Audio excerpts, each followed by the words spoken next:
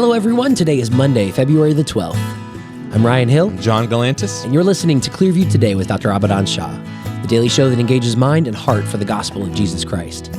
You can visit us online at clearviewtodayshow.com, or if you have any questions for Dr. Shah or suggestions for new topics, send us a text to 252-582-5028, or you can email us at contact@clearviewtodayshow.com. That's right, and you guys can help us keep that conversation going by supporting the show. You can share it online with your friends and your family. You can leave us a good review on iTunes or Spotify. Anywhere you get your podcasting content from, we're going to leave a link in the description so you can do just that. And the verse of the day today comes from Genesis chapter 2, verse 7. And the Lord God formed man of the dust of the ground and breathed into his nostrils the breath of life, and man became a living being. Maybe the feminists were onto something. Men are dirt. Remember where you came from, men. No, that's not what we're saying. But we are saying that, there's a difference here in how God formed man. Mm-hmm. He spoke light into existence. Right. He spoke land into existence. He spoke time and space into existence. But man was different. Right. God formed man out of the dust of the ground. And it's almost the idea of like a potter shaping clay. Mm-hmm. And God just breathes the breath of life into his nostrils. That's different phraseology than any other thing in creation. And being formed in the image of God has so much theological depth that we could never get into in this like little 2-minute segment at the top of the show. But it does just remind us, number one, where we came from, and number two, how lovingly our Creator has created us.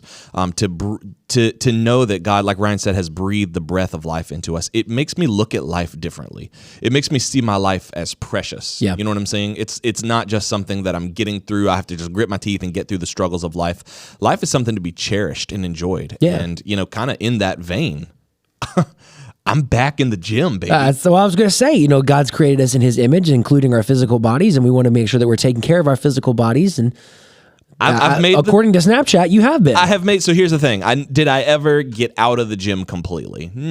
Yes.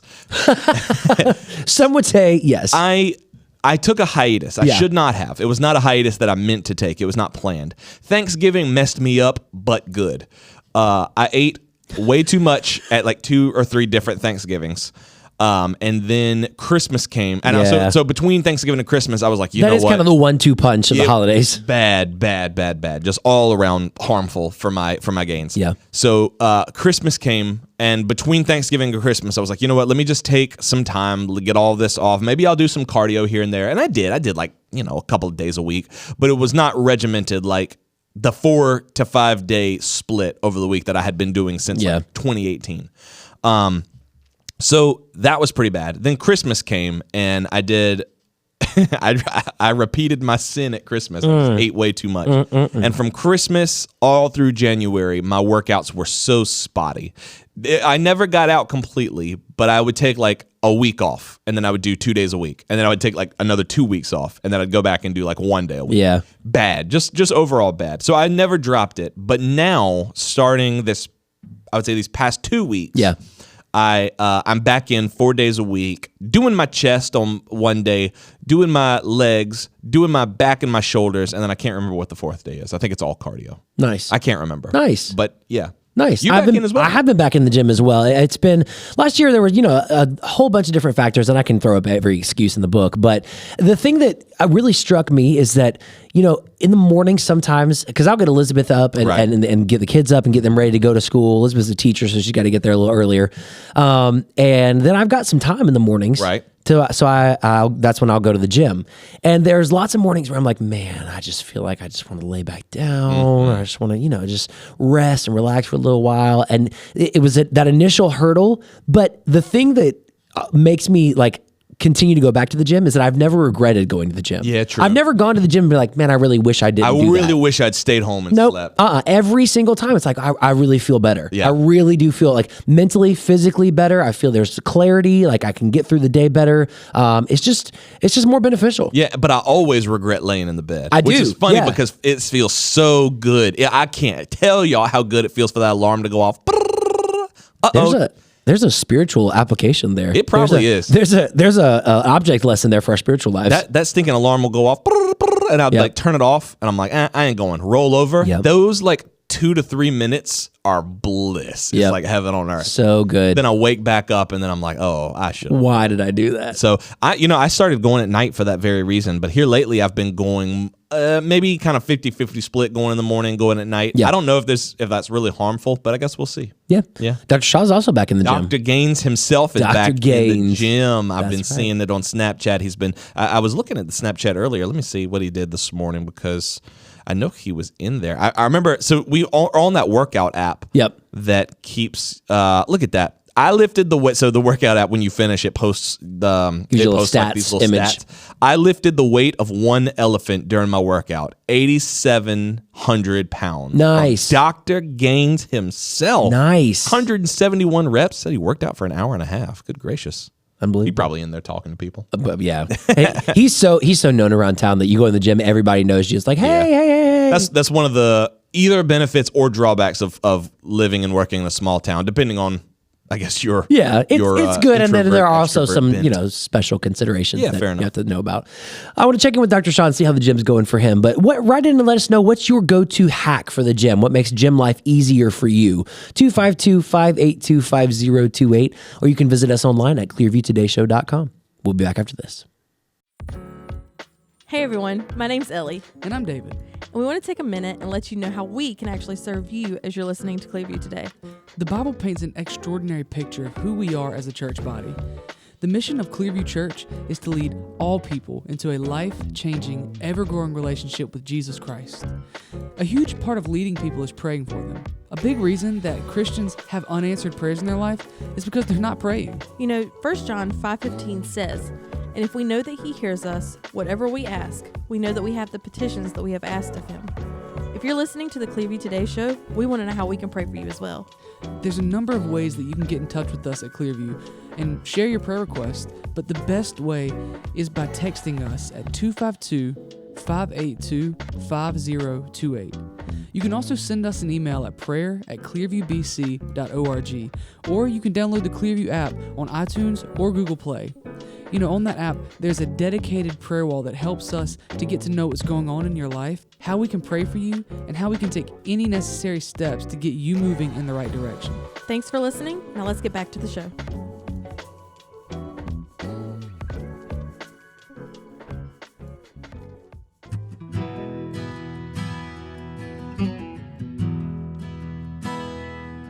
Welcome back to Clearview Today with Dr. Abadan Shah, the daily show that engages mind and heart for the gospel of Jesus Christ.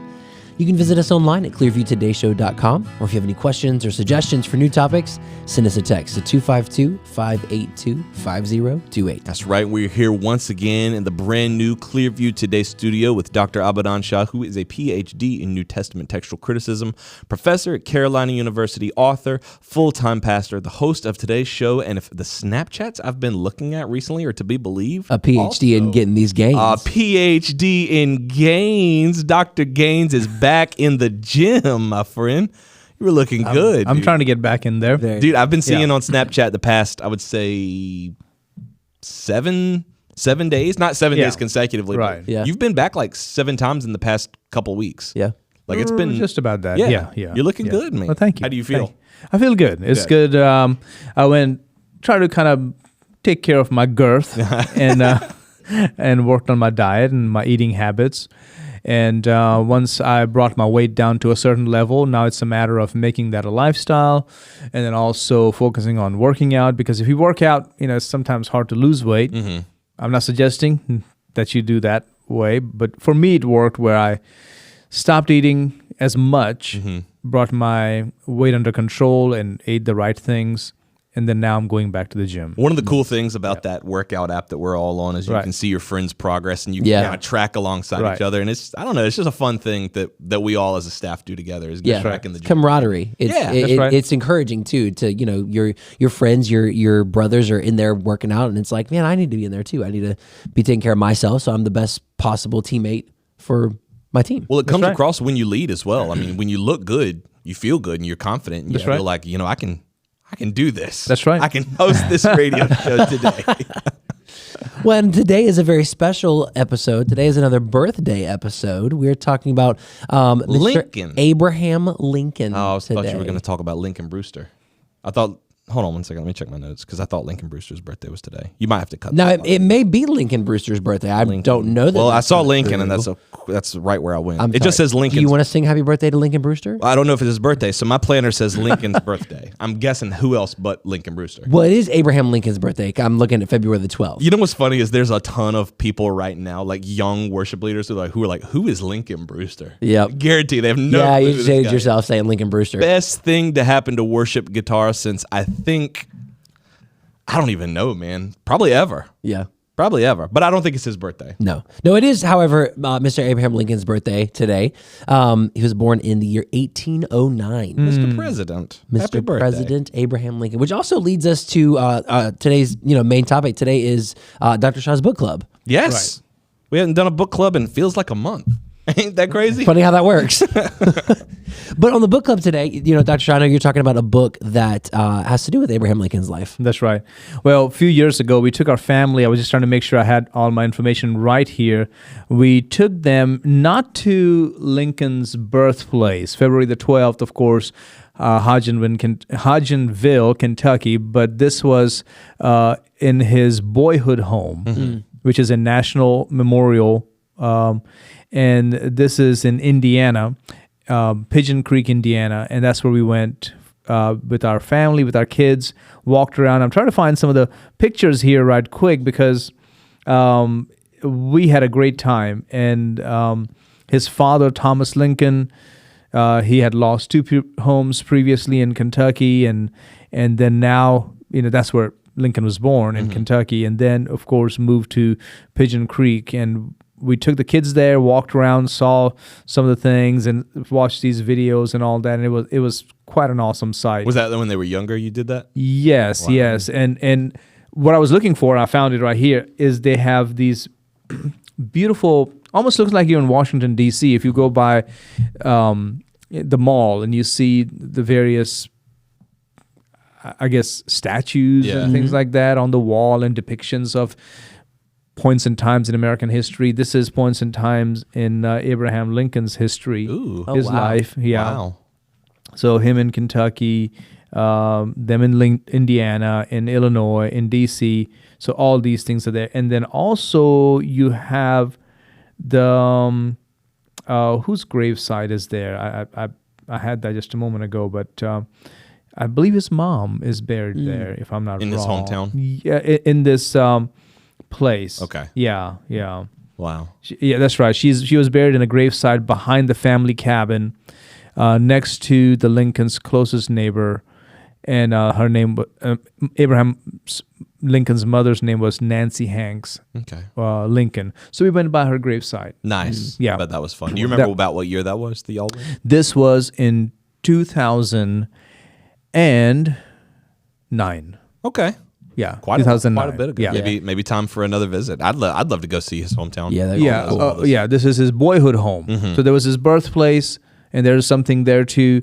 And then there's a boyhood home, and of course, many of the places that claim him as he was here. Right. Yeah. Of all the books on Abraham Lincoln's life, do you want to talk about the one that we've chose for book club today and why it appealed to you? Yes. I have several books, as you can see. I'm kind of putting them to the side right now. The one that stands out to me is Doris Kearns Goodwin's book, Team of Rivals. Wow. It's a huge book, and there's that's a book. yeah, and there's Yeah, one that's person in that's this a volume. one person in this room who's read it, and his name is David, Williamson. engineer for has the read it. Clearview Today show. Yeah, I don't know how much he enjoyed it because he would often come and say, "Man, that book is long." Well, he was talking to me about it. I honestly didn't realize it was what was her name? Doris. Doris Kearns Goodwin. I thought it was a David McCullough book. Did David McCullough write a book on Lincoln?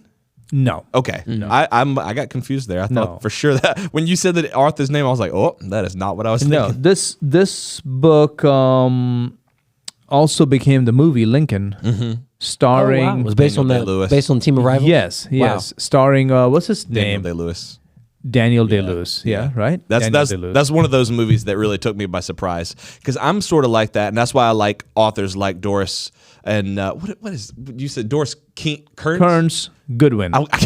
I wanted Yeah. to say Doris Day so bad, but No. I knew it. Doris Day, good one. Those are not Doris the same Kearns, people. good one. Yeah. And authors like that who capture, they really have that ability to capture that imaginative spark, so that when you Yeah. read, like for me, I primarily read fiction, but when I read books like this, you can sort of see that narrative come to life in front of you, and knowing Yeah. that it actually happened makes it that much more powerful. Yeah. You know what I mean? Yeah, there are books out there, and they have to be really good to be just a sweeping survey of someone's life. I have read those kind of books too, but I'm so vested in that character that I'm gonna.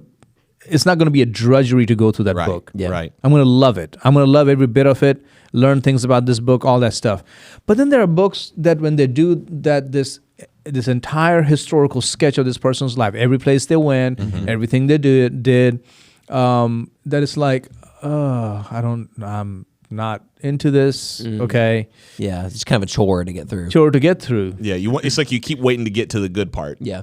Team of Rivals, on the other hand, the subtitle is The Political Genius of Abraham Lincoln, where he is surrounded by these group of people who are politicians. Some are aspiring politicians, some are supporting him, some have ulterior motives, and how he works with them and how he guides them with wisdom, and he accomplishes the things he needs to accomplish. And the rivals actually became his sparring partners. In a sense, even his guardrails to keep him to go off the edge. And the edge was not necessarily that Abraham Lincoln was bad at that point or on that issue, but in a sense, he was guiding this nation, keeping this union alive, union together. And sometimes some of the things they did, sometimes underhandedly, sometimes maliciously, would help him be even more determined, even more focused, and even choose the righteous way. Yeah, yeah. It's funny because I think it's weird to say this, that I don't think we give Abraham Lincoln enough credit, because he is one of the most revered presidents Right. of all time. And yet at the same time, I think we in 2024 tend to look backwards with like, oh, well, obviously that was, slavery was a moral wrong. He should have Right. been doing that. Right. What he was doing was the bare minimum. But you got to think about the time that he was living in and the nation that he was guiding, and his heart to keep the union preserved. Yeah, You know what I'm saying? Course correcting an entire nation is no small feat. No, not at all. And it's crazy, but I honestly think he deserves a lot more credit than he gets nowadays. Because I think at one time we understood, or maybe not understood, but we had a sense of the weight of what he was doing. But do you feel as though we've lost that today? I think so. Some of that is just because where we are in America, this revisionist mindset Yep. about people in the past, especially political leaders, especially the white leaders. They're looked upon as being the man. They were all had an ulterior motive. They all had an agenda. Yeah, they fought against slavery, but they were just as racist. Right. So these are kind of things that are they're accused of without any substantial evidence, or even taking things out of context and using that to malign somebody, and they can't fight back. Right. And they don't have enough people to fight back. And sometimes the ones who do want to fight back are also lumped in the same category as, well, you must be the same way too. Right. What Because you way? agree with him. Yeah. Yeah, what way? Well, you must be just as racist, because this is the whole idea behind systemic racism. You are a systemic racist person. And you go, wait, how did that happen? Well, because it's How did we get here? It's presupposed on the fact that it's like, all right, Abraham Lincoln, all those white leaders, they were racist. That's established. Yeah. So now, if you agree with it, that means you are too. It's like, but I'm not agreeing with this first premise. It's Well, completely wrong. I am not white. Right. I mean, you can look at me and go, that's, yeah. Dude, Okay. I think he's telling the truth. I think he's telling the truth. Really? What? But interestingly, I've been accused of racism Oh, yeah. too. So it's and when the first time that happened, I was like, "Are you serious?" I said, "I don't want to say Really? anything, but are you colorblind? Are you what are you? Because you may not say those, you may not be that, but you say the same things that they say. Well, could it be that maybe there's some truth in what I'm saying?" Right. We don't want to confront that. Yeah. Instead of all of a sudden calling me a racist. Yeah. And against what? Brown people? I am brown, Yeah. So, and no, if you know my personality, if I know that's a cause, I'll fight the whole world against it. Right. It's not something I compromise. Well, I think Lincoln was very similar in that way. Yeah. Like he knew that this was a moral evil, and to fight that cause wisely, Right. the way he did, I think Wisely. is something that is sorely missing in today's, because I think we tend to think, all right, we're gonna find a moral ideal and just attack it blindly with everything that we have. Yeah, I feel like it's two sides. I feel like it's either that, like I'm gonna fight this tooth and nail and just kind of bulldoze my way through, or it's I'm not gonna stand for anything and I'm just gonna kind of waffle back and forth, like I'll just go here, I'll go here, whatever just gets me elected, I'll sing the song. And I feel like there's not anybody who's gonna stand and fight, but fight wisely, like Lincoln. Right. And of course, he was not just some podunk, hometown guy. He was a lawyer, right? I mean, if you go back and look at his life, 1834 to 1842, I believe he was a member of Illinois House of Representative, and then he was licensed to practice law in 1836. After that, moving to Springfield, Illinois, he married Mary Todd Lincoln. After that point, had 4 sons, and then in 1846, did I say 1946 earlier? I think 18. Yeah, 1846. He spoke a lot of things and did a lot just to talk about where the nation is headed and all of that. You begin to hear a lot more from him on that matter. Do you think he was as beloved in his time as he is today, or No. He was not a popular president? I mean, they looked upon him as like this gangly guy. What does he know? I mean, if you look at some of in the White House, if you ever look at some of the cartoons they made of him before Civil War, during Civil War, I mean, they're not very flattering. I can imagine. Yeah, they made him look like this awkward guy. I'm thinking like Ryan Stiles with a huge beard and giant ears and a top hat. That's probably pretty close. That's probably pretty close. Shout out to Ryan Stiles. Yeah. Yeah, and then of course, 1847 to 1849, U.S. House, U.S. Representative from Illinois, and then we hear about his interest in national politics. Then he debates Stephen Douglas in race for U.S. Senate from Illinois. He makes many biblical references in the process, and he even corrects Stephen Douglas regarding his use of the Bible. I mean, so you begin to realize, wait, this man is a Christian or pretending to be a Christian. Yeah. Yeah, but standing on Judeo-Christian principles, if anything. Right. And I think that's something that we tend to forget, and we talk about it a lot on this show because we want to underline that fact. We want to highlight it and put it in a bold-faced font that America was and still is founded on those Judeo-Christian principles, and that's what allows us to have all of the freedoms that we take for granted today. That's right. That ought to be the guide for the future too. If we want to continue to enjoy the success that we've seen, if we want to continue to be the premier nation, we have to remember that we are one nation under God, founded upon biblical truth. We need to get back to that. And even in Lincoln's time, I'm sure he would have agreed that being founded on those principles doesn't mean that your nation runs like clockwork. It doesn't. Right. It's not gonna everything be perfect. There will be division, and at the same time, keeping unity in mind. Right. We talk about leadership a lot on the show, and I think that's something that you and Lincoln have very similarly, is that there's a big picture vision, and to fight for this end goal right now is going to compromise the unity of what we currently have. Right. Yeah. Knowing that the answer will come one day.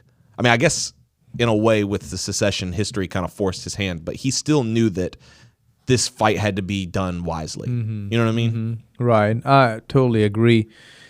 And that is something that if you're an outsider, or if you're an American but you're still not aware of American history, foundation, the principles, what makes us American, then you're going to judge people like Lincoln or Washington or Jefferson or Teddy Roosevelt and all these people as or Ronald Reagan, others, I can name other names too, as just being, these people just were in it for themselves.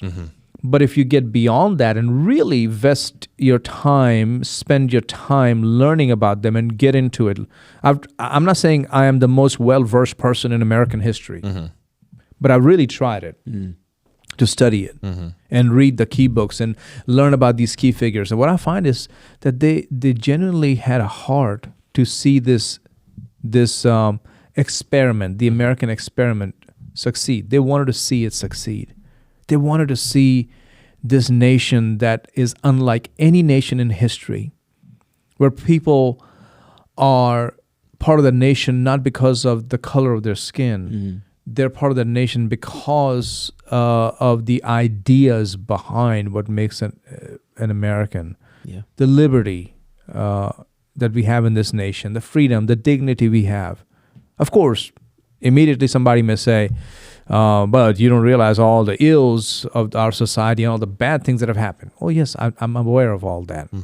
Having said that, what I'm saying is the intention behind seeing this nation have love God or use the Bible as a foundation or fight for the liberty of all peoples. These things, people like Lincoln and Washington and others really prized, and they were willing to die for it. I think there's a lot of older people listening to the show who would absolutely agree with you. And I really want the young people who are listening right now to take heed of what you're saying. Yeah. Because there's a lot of truth in it that you're not going to be told anywhere else. Because Yeah. I spend a lot of time on the internet. And all I see is negativity, American negativity. And it's pointing out all of the flaws, all of the injustices, all of the atrocities. We're a flawed system. Everything's broken. Everything's broken at the foundation. Yeah. And when you're a young person and you spend 10 times as much time on the internet as I do, you're going to start believing that. Right. So sometimes I'm really grateful for you because sometimes it takes, I hate to use the word an outsider, but I mean, it takes someone coming in to say, hey, listen, where I grew up, people would die to have what you have. Right. People have died to have what you have. And when we talk about the American dream, for people like you growing up in India, it is a dream. It's a dream that people risk everything and would give everything to have even just a taste of what we take for granted. Right. Yeah. And I want young people to hear that as well. And I believe people like Lincoln, as I mentioned some other names, and I can keep mentioning names of even women, white and black, or other races who were part of the American experiment, who truly understood this. They knew that this nation is worth preserving. This nation, the values are worth fighting for, worth dying for. Yeah. And they may not all agree, but they agree on the Christian values, the Judeo-Christian values. Let's just put it that way. That's a good point. That's a good point that I think gets overlooked. If this was like happened in 2024 and Lincoln was like a woke leader in our day and age, he would have been like, you know what? I don't want to be in a country with racists anyway. You go ahead, secede. But he knew that this nation stood for something bigger than our ideals, not like our personal ideals. Yeah, we have a collective, a personal agenda. Yes, that's there's a word. bigger ideal. If we give in here, Europe is waiting, chomping at the bits to come in here and take advantage of us, to divide us. There are other forces, sinister forces, waiting to tear us apart. We cannot do that. Right? So, I understand states' rights. I get it. He was not a foolish man. I mean, he was brilliant, pretty smart, I would say, lawyer. But he knew we cannot let this happen. Right. And he fought for that. Yeah. And I'm grateful that he did. Can you imagine the nation divided? No. I know people even now talk about civil war may be coming and all. I'm like, pray to God that it doesn't. Yeah. What are you talking about? Yeah, like imagine this nation that we live in now, because we live in North Carolina. Imagine this not being part of America. Well, I mean, that is the whole identity. It's the United States of America Right. Yeah. that goes against, everything that we were founded upon, that division, that disunity.